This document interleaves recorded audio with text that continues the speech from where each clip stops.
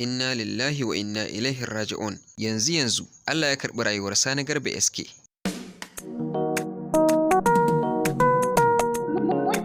Inna lillahi wa inna ilaihi raji'un.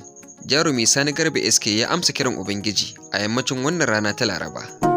Duniya ke kaɗai ce za a ban. Hakika dukkan mai rai mamaci ne.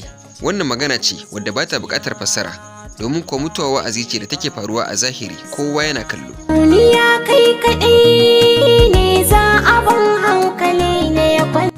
Yanzu muka samu labarin rasuwar jarumi a masana'antar shirya fina-finan Hausa ta Kannywood, Sani Garba SK, inda yanzu haka ma labarin mutuwar tasa ya fara yawo a kafafen sadarwa na zamani.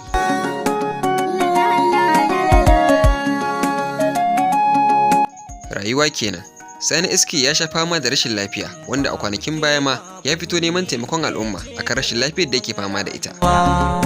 Cikin zamana da ke kin yayi. Wanda a lokacin har ma aka haɗa masa wasu 'yan kuɗaɗen da zai kula da lafiyar tasa, har ma ya sake fitowa yawan mutane godiya. Wannan rayuwa za na zauna da ke. Sannan kuma idan ba ku manta ba, a kwanakin baya ma an yada labarin cewa SK din ya rasu, har ma jarumin ya fito yin magana cewa yana nan a raye bai mutu ba.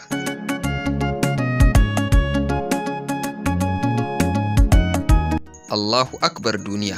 To kamar yadda kowa yake jiran lokacin mutuwarsa, shi Sani Garba SK lokacinsa yayi, domin kotuni ya amsa kiran ubangijinsa. Baya kai duk mazajen duniya. Shafin BBC Hausa ya wallafa wannan labari na mutuwar SK, sannan kuma manyan jarumai a masana'antar Kannywood su ma sun wallafa labarin, kamar su Ali Nuhu, Aminu S Bono da sauransu. Kwantar da hankali hobina. Wannan kuma kamar yadda kuke gani ita ce wallafar BBC Hausa, inda suka rubuta cewa fitaccen ɗan wasan Hausa Sani Garba SK ya rasu a Kano bayan fama da doguwar jinya a asibitin Nasarawa yau Laraba.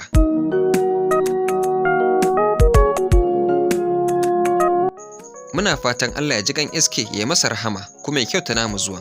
Amin summa amin. Ku ci gaba da kasancewa da mu, kamar yadda insha Allah za mu kawo muku cikakken labarin yadda jana'izarsa za ta kasance. Kalina ya kwanta. Ne bugun zuciya ta in babu kai babu ne hobina. Kin biya ke ci taron mata babu ta makarki.